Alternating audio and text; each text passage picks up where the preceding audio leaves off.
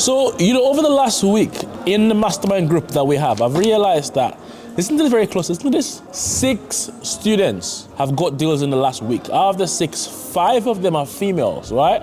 And I'm just sitting there and thinking like, raw, there's certain individuals when they sign up, I'm thinking like, this guy definitely gonna kill it. Like a few weeks in, he hasn't done anything yet. And I'm seeing females has come in, and when I spoke to the guy, I actually spoke to one of them yesterday, and they were like, oh, I don't wanna be bothering you, I don't wanna be asking you, this and the other, I don't wanna be asking for. I'm like, bro, get out of your ego. Leave your pride on the side, get out of your feelings, right? This is business. You've paid me for a service, right? Which I'm chasing you to give you the service. But because of your feelings, you're not doing. You see, the females, they ain't got time for this. They're like, listen, I'm calling Evans every single day. What is this? What is that? And as a result, they are getting results. And if you are in business, you have to completely segregate your feelings from your business. Because at the end of the day, you have to bear in mind, when you start a business, you're already facing, the odds are already against you. The average business, right? The average business takes 5 years to break even. 8 out of 10 businesses fail in the first 5 years, right? 8 out of 10.